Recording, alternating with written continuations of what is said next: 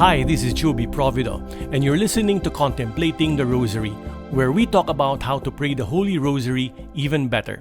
In 104 episodes, over 4 seasons, we will explore a method of how to say the Rosary the way Pope St. John Paul II, Pope Paul VI, and other Rosary advocates recommend, and that's by contemplating the mysteries while we say the Our Father, Hail Mary, and Glory Be.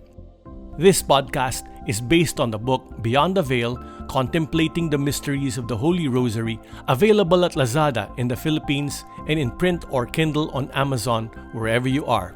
Visit kindlingspress.com for more information and where you can read and download the episode guide.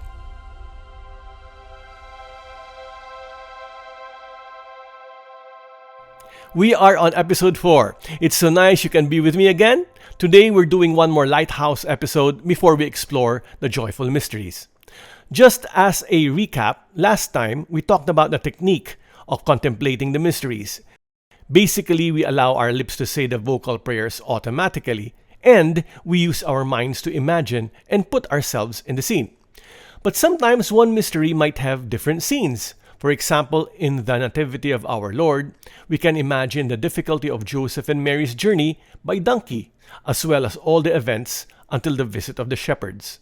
Today, we'll explore how we can move through different scenes in one mystery. The basic method is really easy. It is to think of a different scene for each bead. Since we are already talking about it, let's take the Nativity of our Lord. For example, on the first bead, we can imagine Joseph and Mary setting out from Nazareth. We can imagine Mary must be bursting since she's in her last month of pregnancy. Most likely, she's on a donkey. Before they leave, Mary kisses her parents goodbye. We know they are St. Joachim and St. Anne. They wave to her until she disappears in the distance, with Joseph walking beside the donkey as they join a caravan going the same way. On the second bead, we can imagine it is evening. Joseph and Mary arrive in Bethlehem. It's unnaturally packed with people because of the census. The street that goes to the inn is usually empty, but now it's filled with makeshift stores on both sides of the street. In the stores are vendors selling food, firewood, cloaks, souvenirs. It's a tourist trap. On the third bead, we can imagine the couple entering an inn to book a room. The innkeeper shakes his head. He says, all the rooms are taken. He shows Joseph and Mary that even the couch in the lobby is rented out. Joseph asks if there is any other room available. He's getting desperate, so he tells the innkeeper that even a storage room will do. But the innkeeper tells him that every livable space has been rented out. On the fourth bead, we can imagine Joseph starting to really get worried because Mary is feeling that her time to give birth is near. She needs some privacy. She can't give birth in the reception area of an inn. That would be just terrible. The couple try other inns, but the innkeepers just don't have anything to give them. On the fifth bead, we can imagine an innkeeper showing them a no vacancy sign. But the wife of the innkeeper overhears this and knows how difficult it might be for Mary. The innkeeper's wife has an idea. She tells the couple she has a relative who takes care of cattle. They have a stable in a cave on the fringes of the city. Joseph, not really sure about this, looks at Mary and she nods. The innkeeper's wife makes the arrangements and leads them to the stable. That's how we imagine the different scenes as we go through the beads. I think you get the idea. Just continue this way until the last bead.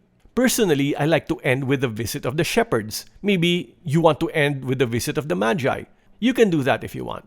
Now, 2 things on this. First, this is the way I imagine this mystery. And as you can tell, I play around with the scenes. I like to imagine how the characters would naturally act in that situation. In episode 16, we'll talk more about filling in what scriptures don't tell us. Of course, this isn't the only way to imagine these scenes. You may have a different way of imagining them. Make it personal, based on how you imagine what was written in scriptures. Or maybe what you've read in other articles on the Nativity of our Lord. Maybe you've been to the actual place of Christ in Bethlehem. Use that memory to imagine the place where our Lord was born. It is your imagination. It is your way of putting yourself in the scene. So make it your own. Second, There are times I might think of one scene over more than one bead. My mind sometimes likes to explore more of the scene, or sometimes I feel the emotions of one of the characters and I stick with that for about 2 or 3 beads. So it isn't a rule that one bead should have only one scene.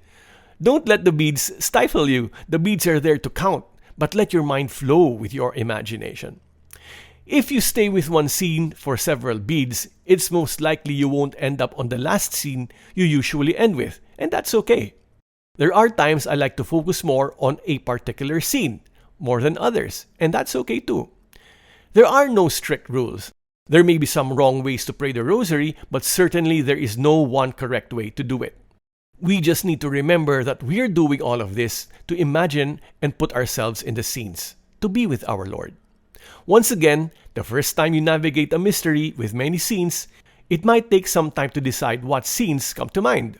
That's part of the learning journey. The next time you pray the same mystery, you will remember some of the scenes you previously thought of, and you might add or remove some. Just keep experimenting until you find a nice series of scenes you're comfortable with. And again, you're free to tweak them anytime. Until now, I still imagine the post-resurrection scenes of Christ differently every time I pray the rosary. And I think it's because he always seems so otherworldly after the resurrection. And so things aren't normal. So my mind is still trying to figure out what the scenes might look like. That's part of the mystery of the resurrection, so I'm perfectly comfortable with that.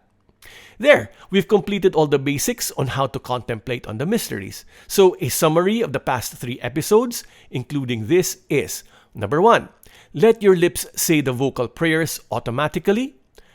Number 2, imagine the scenes and put yourself in them. Number 3, move through the different scenes of a mystery as you move through the beads.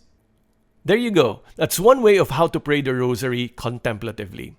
I'm so fired up to hear how you're doing in this way of praying the rosary. Do share with me your experiences in the comments section. If you have any questions, feel free to ask them too. Let's wrap up this episode with a quote from Saint Josemaria Escriva.